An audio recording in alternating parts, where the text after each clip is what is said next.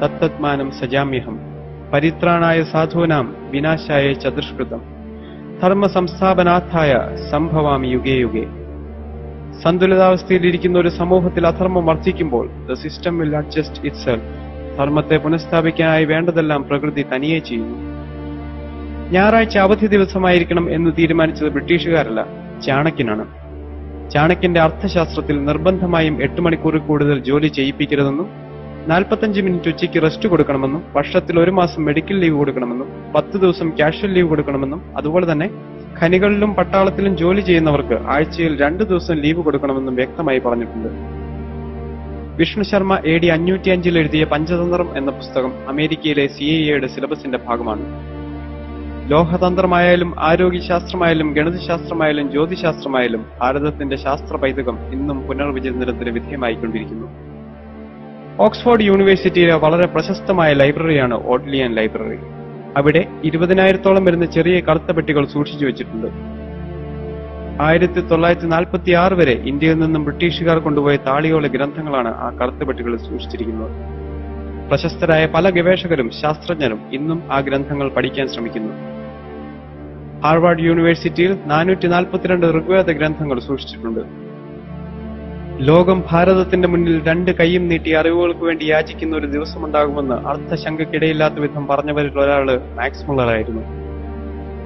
11 വർഷം സംസ്കൃതം പഠിച്ച് വേദങ്ങളെ ട്രാൻസ്ലേറ്റ് ചെയ്ത് 47 പുസ്തകങ്ങൾ അടങ്ങിയ ദ ബുക്സ് ഓഫ് ഓറിയന്റൽസ് എഴുതിയ മഹാപണ്ഡിതനായിരുന്നു മാക്സ് മുള്ളർ.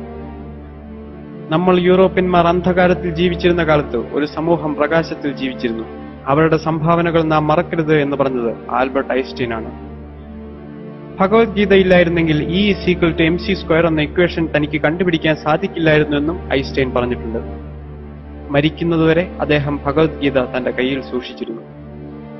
വേദം പഠിക്കാൻ എല്ലാവർക്കും അവകാശമുണ്ട്.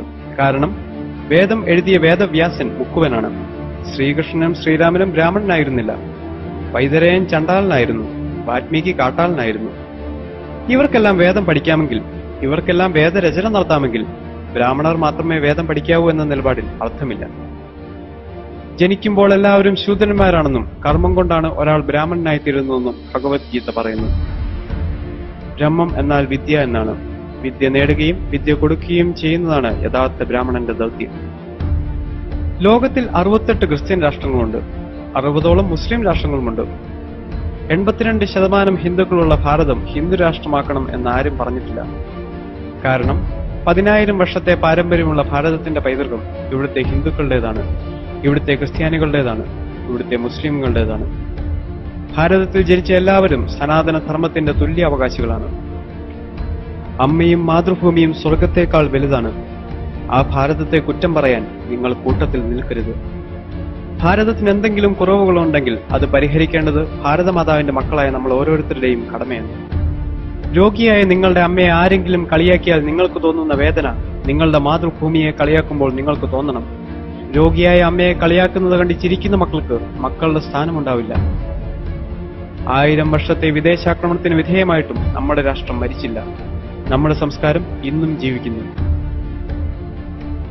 ഒരു ചെറിയ കഥ പറഞ്ഞ് ഞാൻ അവസാനിപ്പിക്കാം. പണ്ടൊരു രക്ഷിതാവിന്റെ കയ്യിൽ ഒരു വേൾഡ് മാപ്പ് ഉണ്ടായിരുന്നു. വേൾഡ് മാപ്പ് എന്താണെന്നറിയാത്ത അദ്ദേഹത്തിന്റെ 6 വയസ്സുള്ള മകൻ കളിക്കുന്നതിനിടയിൽ ആ മാപ്പ് ചെറിയ ചെറിയ കഷ്ണങ്ങളായി കീറിക്കളഞ്ഞു. പിതാവ് എത്ര ശ്രമിച്ചിട്ടും ആ മാപ്പ് നേരെയാക്കാൻ സാധിച്ചില്ല എന്ന് മാത്രമല്ല, വൻകരകളും സമുദ്രങ്ങളും ശരിയായ സ്ഥാനത്ത് വരാതെ വന്നപ്പോൾ അദ്ദേഹത്തിന് ദേഷ്യം വന്നു. അവസാനം ആ പിതാവ് വേൾഡ് മാപ്പിന്റെ കഷ്ണങ്ങളെല്ലാം ചുരുട്ടിക്കൂട്ടി ആ ടേബിളിൽ വെച്ചിട്ട് മകനോട് പറഞ്ഞു, എടാ കുടുത്തം കെട്ടവനെ, നീയല്ലേ ഇത് നശിപ്പിച്ചത്, ഇനി നീ തന്നെ ഇത് നന്നാക്കൂ. അച്ഛൻ 3 മണിക്കൂർ ശ്രമിച്ചിട്ട് നന്നാക്കാൻ പറ്റാത്ത പടം മകൻ 3 മിനിറ്റ് കൊണ്ട് നന്നാക്കി. അച്ഛൻ വന്ന് നോക്കുമ്പോൾ വേൾഡ് മാപ്പ് റെഡി. അദ്ദേഹം മകനോട് ചോദിച്ചു, 1ാം ക്ലാസ്സിൽ പഠിക്കുന്ന നിന്നെ ഭൂമിശാസ്ത്രം പഠിപ്പിക്കുന്നുള്ളൂ, പിന്നെ ഈ ഭൂഗോളപടം നീ എങ്ങനെ നന്നാക്കി? വൻകരകളുടെയും സമുദ്രങ്ങളുടെയും യഥാർത്ഥ സ്ഥാനം നിനക്കെങ്ങനെ മനസ്സിലായി? അപ്പോൾ മകൻ മറുപടി പറഞ്ഞു, ഏത് വേൾഡ് മാപ്പിന്റെ കാര്യമാണ് അച്ഛൻ പറയുന്നത്? അവൻ ഭൂഗോളപടമേ കണ്ടിട്ടില്ല. ആ വേൾഡ് മാപ്പിന്റെ പിന്നിൽ ഒരു സിനിമാ നടന്റെ പടമുണ്ടായിരുന്നു. ആ ചെറിയ കുട്ടി കണ്ണ് കണ്ടു, കൈ കണ്ടു, കാല് കണ്ടു. കണ്ണവിടെ നിൽക്കണം, കൈ അവിടെ നിൽക്കണം, കാലവിടെ നിൽക്കണം എന്നവനറിയാം. ഒരു ഭാഗത്ത് വ്യക്തി ശരിയായപ്പോൾ മറുഭാഗത്ത് ലോകം ശരിയായി എന്നാണ്. ആ ഒരു വ്യക്തി നിങ്ങളാവട്ടെ എന്ന് ആശംസിച്ചുകൊണ്ട് ഞാൻ നിർത്തുന്നു. വിനയപൂർവ്വം നിങ്ങളുടെ സ്നേഹിതൻ മെൽവിൻ സുരേഷ്.